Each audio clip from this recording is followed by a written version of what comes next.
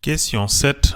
On nous demande de calculer l'expression de la fonction dérivée f' de f. On sait que f a deux expressions, une sur l'intervalle moins l'infini 1 et une autre sur l'intervalle 1 plus l'infini. Sur l'intervalle moins l'infini 1, f de x est égal à x au cube plus x moins 2 sur x plus 2, qui est une fonction rationnelle. On sait qu'une fonction rationnelle est dérivable lorsque son dénominateur est différent de 0. Donc, f est dérivable sur l'intervalle moins l'infini 1 si x appartient à l'intervalle moins l'infini 1 et x plus 2 différent de 0. C'est-à-dire, x appartient à l'intervalle moins l'infini 1 et x appartient à l'intervalle moins l'infini moins 2 union moins 2 plus l'infini. Donc, x appartient à l'intersection de l'intervalle moins l'infini 1 et moins l'infini moins 2 union moins 2 plus l'infini. L'intersection de ces deux intervalles étant égale à moins l'infini moins 2 union moins 2, 1, donc f est dérivable sur l'intervalle moins l'infini moins 2 union moins 2, 1. Ainsi, dans cet intervalle, f' de x est égal à x au cube plus x moins 2 sur x plus 2 prime. En appliquant la règle de dérivation d'un quotient, nous obtenons cette expression. En développant et en réduisant le numérateur, nous obtenons 2x au cube plus 6x carré plus 4, le tout sur x plus 2 au carré.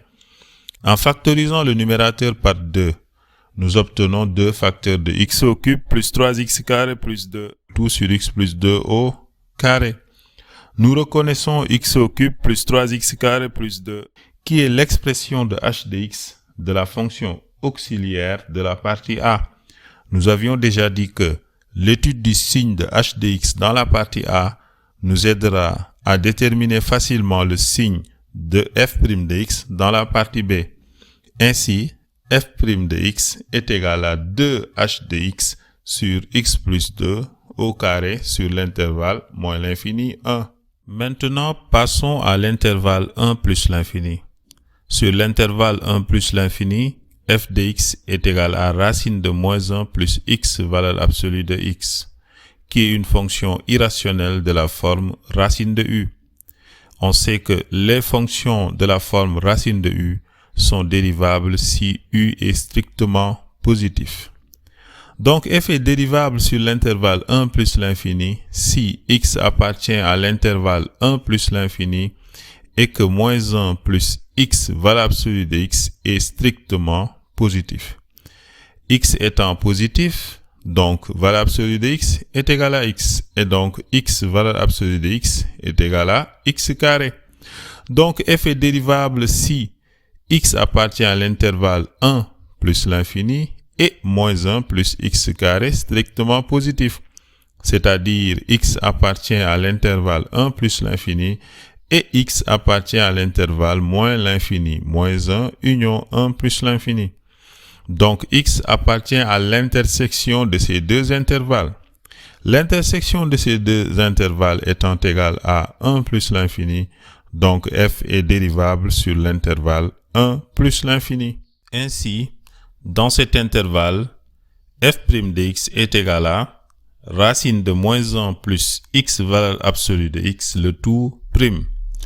X étant positif, on a racine de moins 1 plus x carré, le tout prime.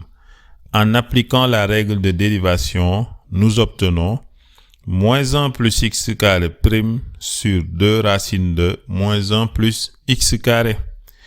En calculant le numérateur et en simplifiant par 2, nous obtenons x sur racine de moins 1 plus x carré.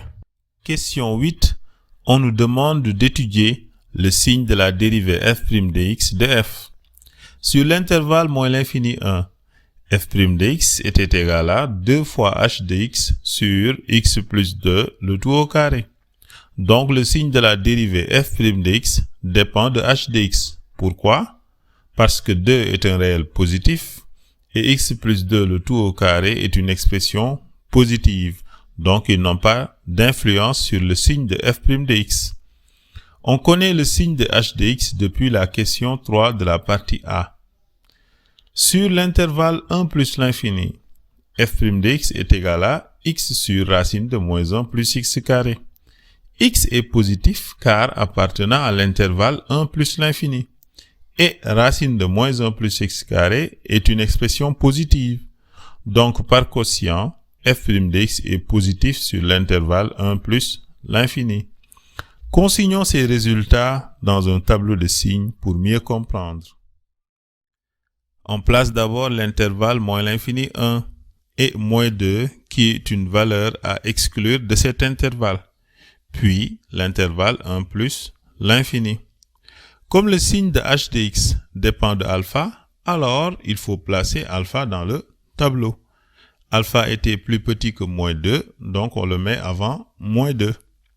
Sur l'intervalle moins l'infini alpha, h de x était négatif. Donc sur l'intervalle moins l'infini alpha, f' de x est négatif. Sur l'intervalle alpha plus l'infini, h de x était positif.